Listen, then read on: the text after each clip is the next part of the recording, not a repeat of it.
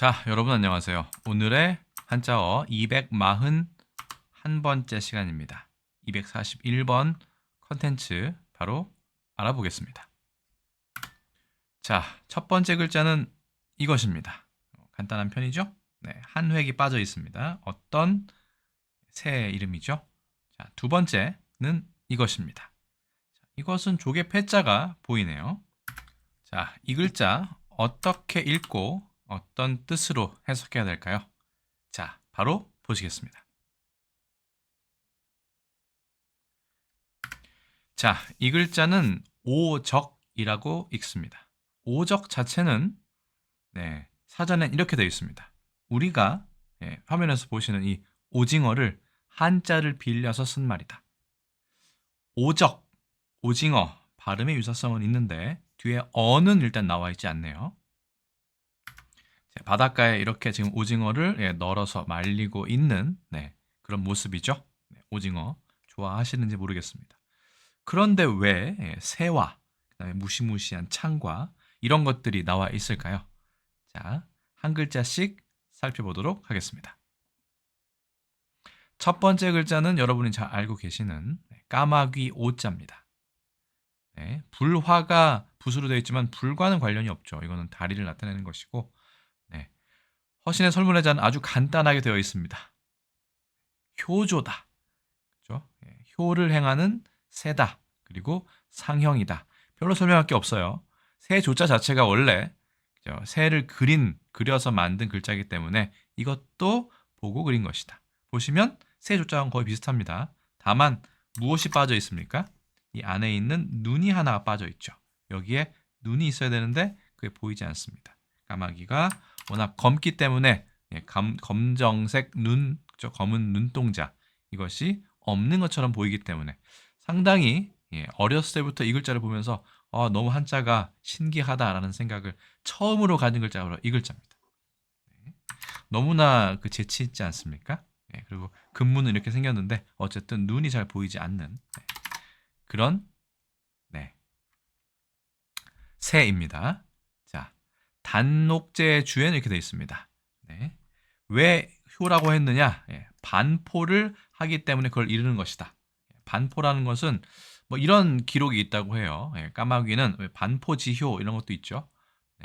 한 60일 정도는 어민이 부모 새가 키워주다가 한 60일 정도가 지난 2달 정도가 지나면 오히려 입에 있는 것을 뱉어서 부모를 먹인다. 실제로 그런지는 알 수 없습니다만 어쨌든 그래서 예전부터 까마귀는 효의 상징이다라고 생각하는 거죠.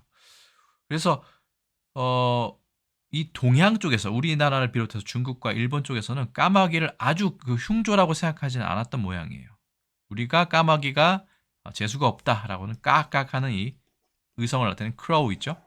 까마귀는 유럽에서는 흉조로 통했지 우리나라에서 까마귀를 흉조로 얘기하는 경우는 아주 많지 않았던 것으로 보입니다. 물론 뭐 전쟁이 있을 때 시체를 파먹는다든가 이런 뭐 행위 때문에 혐오할 수는 있겠지만 일단 까마귀는 효를 상징하는 새다라고 되어 있습니다.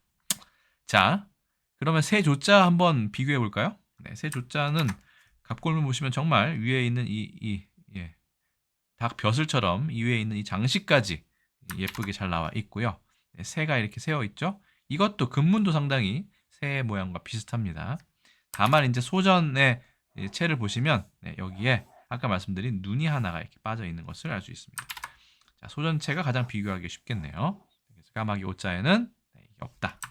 잘 알고 계시리라 믿고요. 자, 그 다음에는 이 뒤에 글자 보겠습니다. 자, 뒤에 글자. 뒤에 글자는 좀 뭐 어렵게 생겼지만 그래도 뭐 중요한 글자 중에 하나입니다. 도둑적자입니다. 그죠? 도적이라던가 산적이라던가 할 때 이 적을 쓰죠. 도둑을 나타냅니다. 물건 훔치는. 그런데 의외로 허신의 설문의자는 이렇게 되어 있습니다. 패다. 이 패라는 것이 원래는 패배하다라는 거 이전에 이게 그렇죠. 조개를 손에 있는 몽둥이로 깨버리는 걸 얘기합니다. 그러면 이제 뭔가 약탈하러 들어갔다 뭐 이런 얘기가 되겠죠. 그리고 창과자의 뜻을 따르고 여기 창과자가 뭐 융자지만 이렇게 그렇죠? 어떻게 돼 있죠? 이렇게 돼 있죠. 예, 이 글자만 본 겁니다. 예, 그리고 옆에 있는 이 글자를 뭘로 봤습니까? 예, 즉이나 칙으로 본 거예요. 예, 이 즉자는 음이다라고 되어 있네요. 자, 그래서 예, 즉자가 또 이제 발음에 나옵니다. 반전법에 예, 작즉절이다. 그러면 즉이네요. 즉이나 직이나 뭐 이렇게 칙으로 읽는다면 그렇게 되겠죠. 뭐 특이한 해석입니다. 그런데 이것은 네, 근문을 보면 조금 네, 명확하게 알 수 있습니다. 자, 이 오른쪽에 있는 게 허신의 설문회자에 나온 소전체고요. 그렇죠. 네, 조개를 깨뜨리고 뭔가 병장기를 이용해서 깨뜨려 버린다. 그러니까 이것도 뭔가 약탈하는 느낌이 있고요. 그 다음에 여기 보시면 더 확실합니다. 여기에는 근문인데요. 이것은 그렇죠? 네, 큰 소 정과 비슷하죠? 네, 솥이 있고 네, 사람이 있어요. 근데 창이 더 큽니다. 사람이 있고 솥을 깬다는 거는 그 마을을 약탈한다는 얘기로 보면 될 것 같습니다. 그래서 예, 그 그릇을 깨면서 그죠. 항아리 같은 걸 깨면서 사람에게 위협을 가한다라고 해도 되고요. 이 사람이 결국은 도적일 수도 있습니다. 반대로. 그래서 네, 솥 같은 거를 네, 큰 병기, 뭐 갈고리 창 같은 거죠. 그런 걸로 이렇게 깨면서 이 재물이죠. 이건 재물. 우리 재물로 보면 재물을 이렇게 모아놓은 듯한. 자, 이건 우리가 전리품이다. 그래서 이제 사람, 마을 사람 다 죽이고 거기 있는 보물을 한데 모아놓은 듯한 느낌도 듭니다. 뭐 어느 쪽이라도 뭐 해석이 가능할 것 같고요. 네. 이런 식의 어떤 네, 의미도 될 수 있겠다라는 생각이 있어서 그림을 한번 가져왔습니다. 이렇게 갈고리로 된 창이 창과자거든요. 네, 뭔가 찍어서 말 위에 있는 적을 끌어내리는 것 같은 네, 그런 느낌이 있죠. 네. 그래서 사실은 옆에 있는 게 이제 조개 패자면 이건 재물을 나타내고 옆에 있는 건 또 병장기 융 오랑캐 융자입니다. 오랑캐를 나타내기도 하지만 이거는 병기를 나타낸다고 보면 되겠죠. 무기 같은 거. 그래서 재물을 쌓아놓고 무기로 와 우리가 다 우리 거다 뭐 이렇게 이야기하는 모습을 상상하셔도 될 것 같습니다.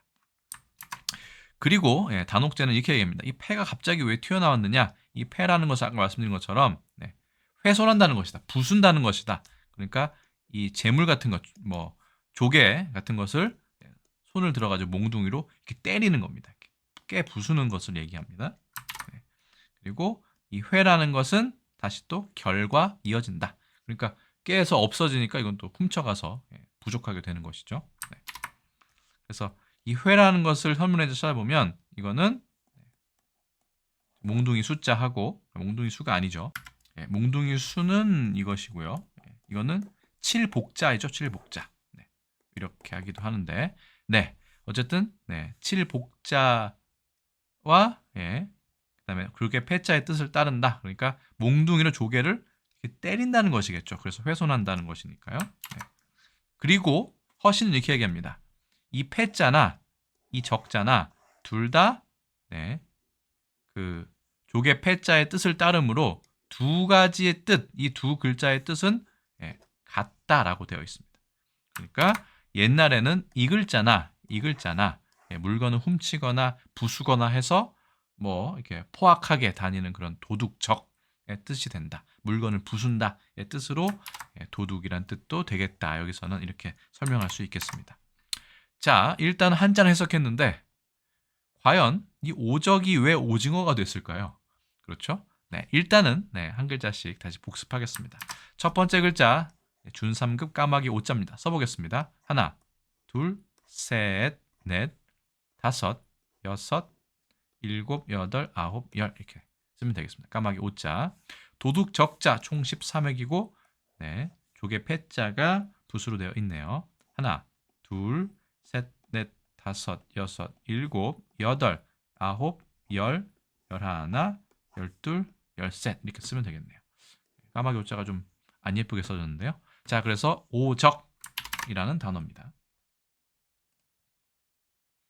자, 그러면 오적을 사전에 찾아보기 전에 오적이라는 말이 어디서 왔는가 그 기원을 한번 찾아보겠습니다. 그 정약용의 시 중에 이런 게 있습니다. 이런 게 있는데 여기에 이런 글자가 나옵니다. 이게 오징어 적이 아니라 즉자거든요. 아까 이 글자도 아까 있었죠. 그렇죠? 적자에 아까 적자 보시면 이 글자도 아까 상관이 있다고 얘기를 했잖아요. 어쨌든 그래서 이것도 오징어 즉인데 적이나 즉이나 뭐 상관이 없죠. 그래서 늙은이의 언약, 약속이 이렇게 될까 두렵다. 그렇죠? 걱정이다. 오징어 서약이 될 게 두렵다. 오징어 묵게라는 말이 있습니다. 그 묵게 할 때 묵은 묵자예요. 오징어 먹물로 계약을 하면, 약속을 맺으면 그게 시간이 지나면 이게 날아가서 나중에는 글씨가 희미해진다고 합니다. 저도 오징어 먹물로는 써본 적이 없어가지고 그래서 오징어 묵게라고 하면 지킬 수 없는 약속 같은 것, 보증할 수 없는 것이라는 뜻이 있다고 합니다. 그래서 이 소문사설이라는 책에 보시면 오징어 묵게에 대한 부분이 있는데 여기 보시면 여기 오징어가 이렇게 보입니다. 근데 누가 보더라도 이 오징어는 우리가 지금 먹고 있는 오징어라기보다는 이 통통한 이 앞을 보십시오. 이거는 갑오징어에 해당한다라고 볼 수 있습니다. 갑오징어에 대해서는 뒤에 설명을 다시 드리도록 하겠습니다. 그래서 오징어를 나타내는 글자는 여러 가지가 있는데 아예 창과자를 넣는 것도 있습니다. 이렇게. 그리고 여기 보시면 즉자를 넣는 경우도 있고요. 그러니까 이게 그 도적 적자에서 왔다는 것을 알 수 있습니다. 이거와 이거 합쳐지면 도적 적자라고 아까 허신이 설명을 했지 않습니까? 그래서 이런 글자들이 다 있고 그 다음에 아예 도적 적자를 한꺼번에 넣은 글씨도 있습니다. 이렇게 볼까요? 도적 적자를 고기 어자에다가 아예 넣어버린 것도 있습니다. 여기 보시면 있죠. 다 똑같은 글자입니다. 그렇죠? 그래서 오징어 묵게라고 할 때는 묵자를 쓰고 우리가 말을 하지 않고 묵시적으로 맺은 그런 약속은 또 침묵할 때 그렇죠? 조용할 묵자를 써서 묵게라고 얘기합니다. 어쨌든 오징어 묵게 묵과 일반적으로 우리가 쓰고 있는 묵게 묵은 서로 다르다. 이렇게 됩니다. 자, 그러면 오적어가 오징어로 됐을 확률이 크죠.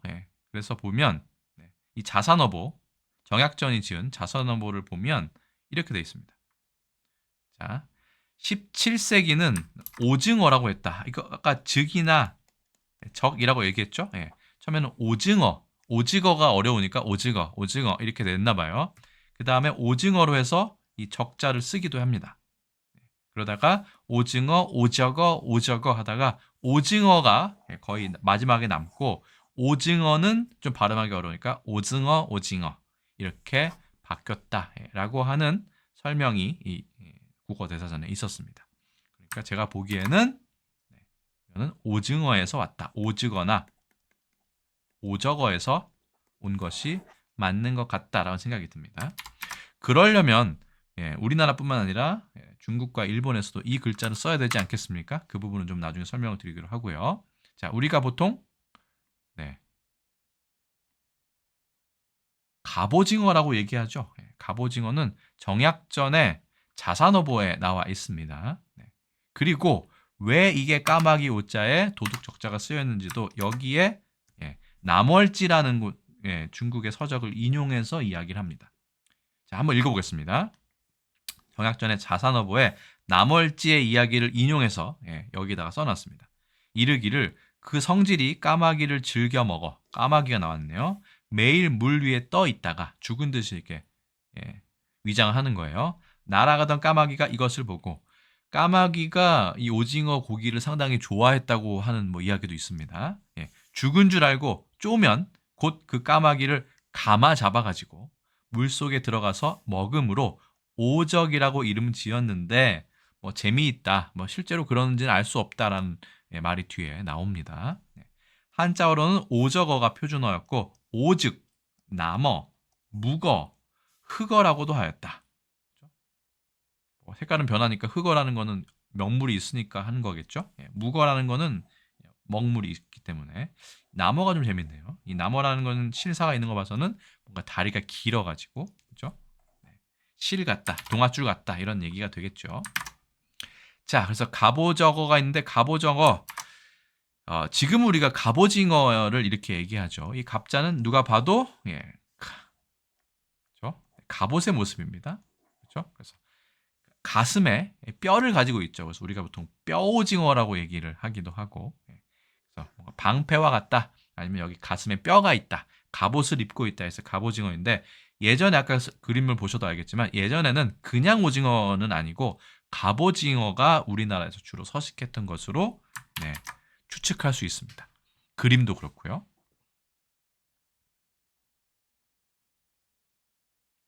그러면 오징어를 봤으니까 문어도 살짝 보면 좋지 않을까 싶어서 가져왔고요. 중국에서는 이걸 장어라고 얘기합니다.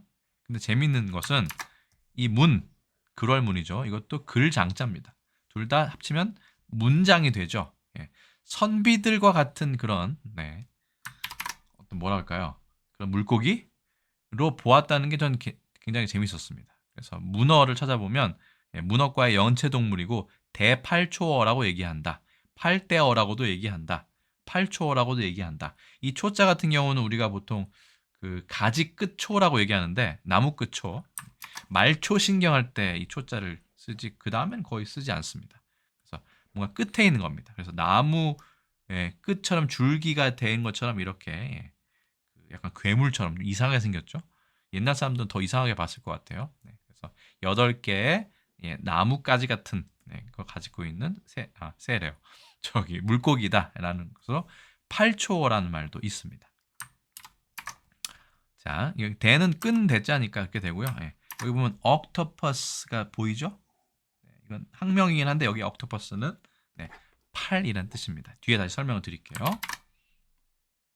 그리고 장어라는 거는 그 우리나라 뱀장어 할 때 장어 당연히 아니고요. 문어나 장어나 다 같은 말입니다. 근데 우리나라에서 특히 이 장어를 낙지와 비슷한 말로 쓰고 있습니다. 우리가 어떤 뱀장어 쓸 때는 어떤 장자일까요? 당연히 긴 장자를 쓰겠죠. 네, 이거 아니고 문장할 때 그 장자입니다. 그러니까 어떤 선비와 비슷한 그런 물고기라고 생각했던 모양이에요. 이건 나중에 그 금일 한자 오늘의 한자어 시리를 통해서 다시 한번 설명을 드리겠습니다. 머리도 상당히 커서 두뇌도 실제로도 문어가 상당히 높은 지능을 가지고 있다고 하죠. 뭐 그렇습니다. 그리고 그 안에 또 먹물도 있으니까 이것은 영락없는 선비의 모습이다라고 글도 잘 쓰겠다라고 생각했기 때문에 문어나 장어라는 표현을 붙여주지 않았을까 싶습니다. 참고로 낙지는 낙제에서 왔는데 이것도 한번 다음에 다시 한번 컨텐츠로 따로 떼어내서 설명드리도록 하겠습니다. 오적을 설명하는데 좀 길어지고 있죠. 오적은 조선왕조실록에 아주 많이 보입니다. 특히 그냥 오적이 아니라 오적어로 많이 나오고 있는 거 봐서는 오적도 썼지만 오적어를 훨씬 더 많이 썼다라는 것을 알 수 있습니다. 신문은 1923년 동아일보에 울릉도에 오적, 근년래 풍어 이렇게 되어 있네요. 그래서 오적이란 표현은 어떤 신문에서 썼었구나라는 생각이 듭니다. 그리고 1926년 조선일보에 오적어, 여기서 오적어라고 했네요. 오적어 군, 떼죠. 물이. 내습과 그 다음에 어법, 지도, 순회 이렇게 되어 있네요. 오징어 떼가 무슨 습격을 했나 봐요. 저 내습이라고 하니까 뭔가 고기를 잡을 때 어업에 방해가 됐던 모양입니다. 자, 그래서 오적이란 표현 조선시대도 썼었고 예전에 1920년대에도 신문에 쓰였다라는 것이 확인됐습니다. 오적어든 오징어든 다 오징어의 어원이다라고 보시면 되겠습니다. 그래서 오적 제일 중요한 거죠. 한, 중, 일, 삼국에 모두 다 쓰고 있을까라는 문제가 남았죠. 자, 중국은 쓰고 있었습니다. 대신 오징어에 대한 이 다른 명칭들이 우리나라에도 많은 것처럼 중국도 많이 쓰고 있었습니다. 그래서 그 중에 하나는 우세이가 있었습니다. 자, 까마귀 오자를 이렇게 바꿔 쓰고 있습니다. 중국에서는 이게 바로 세조자고요. 오징어 오자는 까마귀 오자는 이렇게 한 획을 줄여 쓰면 됩니다. 까마귀 오자인데 어쨌든 우세이라고 해서 오적과 똑같은 글자, 지금 형태는 좀 다르지만요. 쓰고 있고요. 참고로 짱위라고 하면 이건 문어입니다. 우리 장어가 우리 낙지라고 얘기했죠. 중국에서는 우세이는 오징어를 거의 뜻하는 게 확실하고 짱위는 문어라고 씁니다. 다만 중국에서 우세이라고 해서 오적을 얘기해도 글씨로 써도 당연히 누구나 알아볼 겁니다. 다만 일반적으로 오징어를 얘기할 때는 우세이는 거의 쓰지 않고요. 보통은 여유를 씁니다. 여유. 이것도 사실은 이 글자가 원래는 이 글자였다고 해요. 그 부드러울 유자 있죠? 이 글자였는데 뭐 이렇게 바뀌었다. 독특하다, 뭐 절름발이다, 아니면 이상하게 생겼다의 뜻을 특히의 뜻이기 때문에 좀 특히 이상하게 생겼다의 뜻이 있다고도 얘기하고, 아니면 부드러울 유자를 넣은, 이건 왠지 알겠죠. 연체동물이기 때문에 유연한 거. 그래서 뭐 여러 가지 설이 있습니다만 중국에서는 일단은 우세이보다는 여위를 많이 씁니다.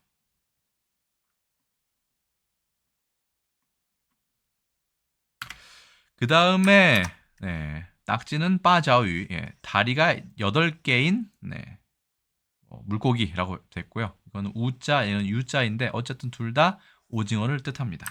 전 특히 부드러울 유자가 들어간 고기 어자에 이 글자가 너무 특이하게 생겼는데 발음은 서로 비슷하다고 보면 될 것 같아요. 중국에서 만약에 오징어를 내가 먹고 싶다, 뭐 철판 오징어 뭐 이런 거 할 때는 우세이보다는 여위가 훨씬 더 많이 쓰인다는 것을 알 수 있습니다. 자, 일본은 이가라고 얘기하고요.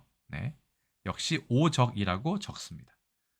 재밌죠? 이가라고 해서 오적. 그러니까 한, 중, 일, 삼국이 모두 오징어를 오적이라고 표현한다는 것은 증명이 되었습니다. 다만 일본어를 하시는 분들 중에는 이가 말고 스르메라는 것도 아시는 분이 있으실 거예요. 스르메라는 건 스르메 이가의 준말이고, 이것은 호시다 이가, 그러니까 말린 오징어, 마른 오징어를 굳이 일본에서는 스르메라고 얘기합니다. 그래서 스르메는 말린 오징어, 이까는 생물 오징어를, 아니면 혹은 오징어 전체를 일컫는다라고 보셔도 될 것 같습니다. 자, 영어는 뭐 오징어 게임 덕분에 스퀴드라는 표현, 이 단어를 많은 분들이 아실 것 같습니다. 그래서 스퀴드 게임이었죠. 오징어 게임, 스퀴드, 아니면 커틀피쉬. 여기에 대한 어원은 사실 확실하진 않습니다만, 일단 커틀피쉬의 커틀 같은 경우는 작은 주머니 이런 거 뜻한다고 하니까 오징어가 이렇게 안에 좀 뭔가 비어 있죠. 그래서 주머니를 가진, 귀엽네요. 그런 생선이다 이런 뜻이고요. 스퀴드 같은 경우는 더더욱 그 어원을 알 수 없다고 되어 있습니다만, 스퀴드 같은 경우는 아무래도 스쿼트, 쭉 짜내다, 뭐 스퀴즈 이런 말도 있죠. 뭔가 쭉 물총을 쭉 손에다 먹물을 뿜듯이 그런 것에서 오지 않았을까 하는 어감은 있습니다. 자, 우리나라 오적과는 전혀 다른 표현이죠. 마지막으로 문어를 뜻하는 octopus에 대해 설명드리고 오늘 컨텐츠 마치도록 하겠습니다. octopus는 옥토 자체가 팔이란 뜻입니다. 그러니까 다리가 8개인 문어를 가리키는 아주 적절한 어원이라고 할 수 있겠죠. octopus, 뭐 옥타곤이라고 하면 팔각형이 되는 거고요. 그렇죠? 아니면 octave, 는 그렇죠? 8옥타브, 8도로 된, 그렇죠? 이 음계를 얘기하죠. 옥타브 할 때. 그 옥트가, 그래서 보통은 옥토나 옥트가 다 8을 뜻합니다. 숫자 8. 근데 헷갈리는 게 하나 있죠. October. October. 이거는 8월이 아니죠. 8월은 August인데 October는 10월입니다. 자, 이거는 이제 유래가 있죠. 예전에 로마에서 1년을 시작할 때 3월부터 시작했다. 뭔가 이거는 뭔가 우리나라, 중국의 음력과 뭔가 비슷하죠. 우리나라나 음력, 중국의. 그래서 어쨌든 3월부터 시작했기 때문에 옥토버라고 하면 이것은 자연스럽게 10월이 됐다. 이게 8월의 뜻이었는데 지금은 10월에 해당한다. 뭐 이런 얘기죠. 그래서 옥토버 빼고는 좀 헷갈리지 않습니다. 8의 뜻을 갖고 있기 때문에 이거는 오징어, 이거는 문어인데 별로 구별하지는 않는 것 같아요. 서양에서는. 우리는 좀 많이 먹기도 하고 분류를 많이 하고 있죠. 우리는 특히 낙지도 분류하는데 중국에서는 낙지를 또 분류하지 않습니다. 그러니까 우리나라가 어떻게 보면 가장 세분화해서 오징어류를 갑오징어까지 이렇게 이야기하는 그런 언어가 아닐까 하고 간단하게 추측을 해보았습니다. 그래서 설명은 이제 여기서 마치도록 해야겠네요. 오늘의 한자어 241번째 시간에는 까마귀 오자와 도둑적, 까마귀의 최대 천적이라고 불리는 오징어의 어원인 오적에 대해서 알아보았습니다. 오늘 컨텐츠는 어떠셨는지 모르겠습니다. 그래서 여러 가지 문어, 장어, 그 다음에 오징어까지 말씀을 드렸고, 마지막에 옥토퍼스하고 뭐 cuttlefish, squid까지 말씀을 드렸습니다. 자, 오늘 컨텐츠는 어떠셨는지 모르겠습니다. 댓글로 여러분들 의견 알려주시고 저는 또 다음에 다른 컨텐츠에서 다시 인사드리겠습니다. 여러분 안녕히 계세요.